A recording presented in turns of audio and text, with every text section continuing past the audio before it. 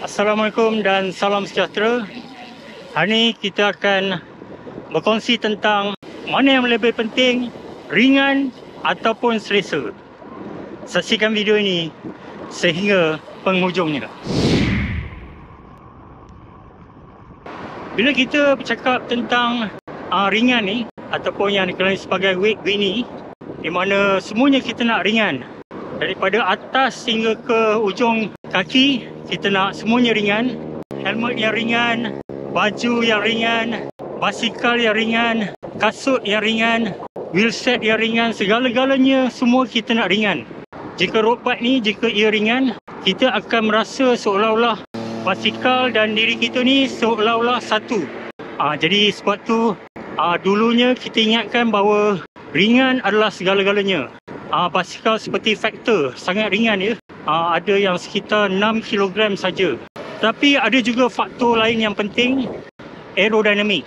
Kita akan menghadapi rintangan angin. Tapi dari semasa ke semasa, dengan adanya teknologi yang lebih canggih, ada satu lagi faktor yang sangat-sangat penting, iaitu keselesaan. Bayangkan jika kita boleh berkayuh dengan basikal yang sangat ringan dan kita juga dapat berkayuh dengan basikal yang aerodinamik sebab kurang rintangan angin dan kita dapat berkayuh dengan sangat selesa. Itu adalah segala-galanya, iaitu ideal, yang paling ideal.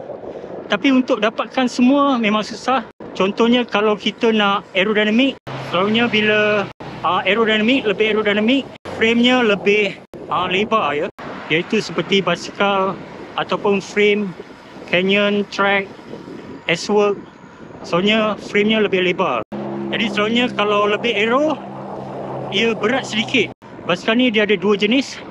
Sama ada nak basikal untuk climbing sebab ia memberikan penekanan terhadap berat basikal tersebut lebih ringan. Tapi bila basikal tu lebih kepada untuk kelajuan, ia menitik beratkan tentang aerodinamik. Jadi basikalnya sedikit lebih berat.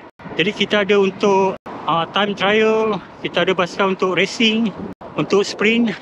Sekarang ni hobi di Malaysia pula, antara kita lebih kepada endurance. Kita nak berkayuh lebih jauh, kita nak berkayuh lebih selesa. Sebab itulah keselesaan adalah penting untuk peminat-peminat basikal di Malaysia ni. Dulu kita ingat kayuh basikal ni mesti kena sakit dulu. 2-3 bulan kena sakit, kena merana, kena derita. Tapi itu tidak lagi benar. Dengan teknologi yang ada, kita dapat berkayuh dengan selesa pada jarak yang lebih jauh. Saya rasa itu bagi saya ialah menjadi impian lah semua peminat berbasikal di Malaysia. Bayangkan anda dapat berkayuh lebih jauh, selesa. So, anda dapat menikmati pemandangan, keindahan alam. Anda dapat berkayuh dengan seronok dengan rakan-rakan anda. Dan anda dapat berkayuh jauh, dapat mengebara lebih jauh. Satu keinginan dan impian dalam keadaan semasa. Jadi endurance dan juga comfort, keselesaan adalah segalanya buat masa sekarang. Jadi saya sekarang akan berkongsi bagaimana membuatkan basikal anda lebih selesa. Tips saya yang pertama untuk kita dapat buatkan basikal kita dan kayuhan kita selesa ialah pertama sekali, mengikut kajian saya juga, kebanyakannya akan menghadapi masalah sakit bontot ataupun saddle soreness. Jadi tips saya pertama yang pernah saya kongsi dalam short saya, di mana saya telah mencadangkan antara bukan hanya saddle yang terbaik, bagi saya ialah saddle-saddle yang dibuat daripada 3D printed. Dan ini akan memberikan lebih flexibility kepada pelvis bone, iaitu tulang tempat duduk anda, supaya ianya lebih selesa. Jadi contohnya saya pakai yang high end lah, yang paling saya mampu beli, saddle daripada Fizik Argovento. So ini adalah 3D printed, di mana pelvis bone kita akan duduk di sini dan ianya lebih selesa. Tiada hollow, tiada lubang, tetapi ia menampung bahagian kemaluan kita. Okey, jadi bagi saya ia adalah selesa untuk kayuhan yang jauh. Okey, jadi di bahagian ni ia lebih fleksibel dan juga di moncongnya adalah lebih pendek. Jadi kalau moncong panjang, bila terkena pada bahagian kemaluan dan bahagian bontot kita memang sangat tajam dan sakit. Okey, kedua ialah bib shot. Di mana bagi saya bib shot yang sesuai, yang paddednya lebih elastik Contohnya ialah brand seperti Red White yang selalu saya kongsikan. Bagi saya, ia adalah sesuai untuk kayuhan yang jauh, untuk 160 km, 160 km dan ke atas. Bib short adalah penting. Jadi itu dapat menyelesaikan masalah saddle soreness, sakit bontot, iaitu saddle dan anda punya bib short. Ketiga adalah kasut anda. Banyak juga yang komplain, banyak juga yang komen di mana kasut mereka ada terasa kebas di bahagian jari kaki. Kebas di bahagian jari kaki ni, kalau anda berkayuh jauh, memang anda akan derita. Okey, jadi tips saya, kalau anda tidak mampu beli kasut-kasut yang mahal seperti DMT, memang kasutnya mahal tetapi di atasnya lebih lembut, iaitu ia dibuat daripada knit. Okey, knit iaitu disulam di bahagian atasnya, hanya yang stiff di bahagian tapak kaki dibuat daripada carbon yang stiff. Jadi power transfer dapat disalurkan kepada kayuhan dengan lebih baik. Tapi itu mahal, iaitu sekitar 1,400, 1,600 dan ada lagi model-model yang mahal. Dengan teknologi sekarang iaitu anatomical, dengan teknologi anatomical di mana bentuk kasut itu macam juga keyboard ada ergonomik, di mana ia sesuai dengan bentuk kaki anda. Contohnya ada kaki yang wide, yang lebar. Jadi bila kita masukkan kaki kita, jari kaki kita akan mengembang. Jadi ini akan terkena di bahagian kasut. Jadi kita adalah penting kita beli kasut sedikit besar, okey, ada ruang, iaitu sekitar 1 cm atau 1,5 cm. Jadi bila anda pakai stocking, anda ada ruang untuk kaki anda, untuk jari kaki anda. Jadi ia adalah selesa dan anda tidaklah jari kaki anda terkena selalu pada bahagian kasut yang keras. Ini kasut saya, di mana ini adalah kasut daripada Rafa. Ia ada ruang lebih kurang sekitar 1-1,5 cm, ada ruang di sini. Jadi walaupun bahagiannya keras, tapi ia masih selesa. Jadi apa-apa kasut pun jika anda beli, walaupun murah, walaupun mahal, tak kisah, tapi yang penting ada ruang di depannya. Okey, dan bentuknya adalah sesuai dengan kaki anda. Ada yang jenis lebar, anda cari kasut yang lebar. Jika anda punya kaki yang tirus, jadi tak ada masalah untuk anda pakai kasut yang tirus, okey, yang di depannya kecil. Tapi kalau jari anda besar, lebar, jadi anda kena cari kasut yang berjenama lebar di depannya. Ini di bahagian toe box, dipanggil toe box. Okey, jadi anda cari yang lebar yang sesuai dan ada ruang di depan. Okey, itu ketiga. Okey, jadi pertama ialah saddle, kedua adalah big shot anda, dan ketiga adalah kasut anda. Jadi ini adalah penting untuk keselesaan. Apa lagi yang supaya anda dapat berkayuh selesa, yang penting sekali, yang selalu dalam video-video saya yang saya kongsikan ialah tentang bike fit. Okey, jadi saddle seat post anda jangan terlampau tinggi, jangan terlampau rendah. Jika terlampau tinggi, anda akan menghadapi masalah di bahagian betis anda, di bahagian peha anda.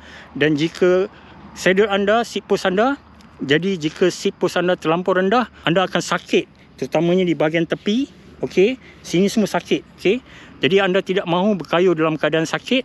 Jadi pastikan anda mendapat bike fit yang sesuai. Anda boleh pergi ke banyak video-video saya yang telah saya kongsikan. Anda boleh buat dengan terperinci, anda boleh adjust anda punya stem, ketinggian stem ataupun seat post anda, ataupun anda boleh pergi ke profesional seperti ID Match Malaysia, bike fit yang profesional. Tak ada masalah kalau anda ada budget. Jadi penting untuk anda dapatkan bike fit yang sesuai untuk anda. Tips yang seterusnya adalah di mana cara anda berkayuh. Mana anda walaupun berkayuh jauh, okey, tapi anda menggunakan cadence. Apakah maksud cadence ni? Anda kena letakkan, anda menggunakan cadence yang sesuai untuk jarak dan kemampuan anda. Okey. Jadi contohnya, jika anda berkayuh jauh, anda amalkan cadence yang high cadence. High cadence bermaksud gear yang mudah, okey, di mana kaset ataupun sprocket anda yang lebih besar, dan kemudian crank anda ataupun chainring anda berada di chainring yang kecil. Okey, jadi jika anda ada 2x, 2 chainring, jadi anda pakai chainring yang kecil.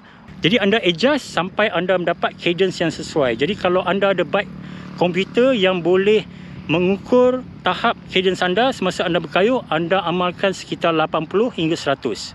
Okey, bila anda berkayuh di kawasan gunung, Jadi anda tak nak terlampau perlahan, kan, speed anda kadang sekitar kurang daripada 10 km sejam. Jadi anda nak maintain lebih sedikit daripada 10 km sejam, anda gunakan high cadence. High cadence bermaksud anda kayuh laju, okey, pada tahap mungkin 80, 90. Kalau anda dapat daki bukit pada cadence 80, iaitu gear yang ringan, jadi anda insyaAllah dapat tingkatkan kelajuan anda mungkin lebih daripada 10 km sejam. Jadi taklah terlampau perlahan, dan anda tidaklah paksa segala muscle anda, otot-otot anda untuk bekerja keras semasa anda mendaki bukit. Jadi itu akan menyebabkan anda lebih letih, kan, anda menggunakan banyak power, energi. Jadi itu akan menyebabkan anda lebih letih. Bila anda berkayuh, jadi anda banyak memaksa otot-otot anda. Jadi itu yang menyebabkan anda senang bong, okay, senang letih. Jadi anda kena amalkan cadence yang sesuai. High cadence bermaksud gear yang lebih ringan, dan anda letakkan pada yang sesuai. Jadi cadence ni mestilah secukup rasa. Okay, janganlah cadence terlampau tinggi walaupun jalan tu flat, tapi anda masih gunakan high cadence. Jadi itu adalah tidak baik. Bila jalan rata, anda gunalah low cadence. Okay, low cadence maksudnya bawah daripada 80, dan anda menggunakan gear yang berat. Okay, iaitu di mana chainring anda berada di chainring yang besar dan sprocket anda berada di sprocket yang lebih kecil. Okay, jadi itu cara anda berkayuh supaya anda lebih selesa. Okay, jadi saya dah beri 5 tip. Jadi anda cuba amalkan dulu. Sebenarnya banyak lagi tip yang di mana kayuhan anda akan lebih selesa. Jadi sekarang ni anda tahu, kalau dibandingkan sebelum ini kita mengutamakan ringan, okey, kita utamakan ringan. Memang saya pun kalau boleh nak semuanya ringan. Anda boleh cuba dulu basikal-basikal yang selesa, lebih selesa. Kalau group set tu anda cuba cari sekitar group set yang speednya 10. Kalau boleh 10, dan sebaiknya 11. Okey, kalau 12 tu dah high end lah. Okey, yang terkini. Jadi kalau group set ni cuba cari speed 10. Kalau 9 tu kalau terpaksa anda bolehlah beli sebab memang murah, speed 9, 8. Okey, itu teknologi yang lama.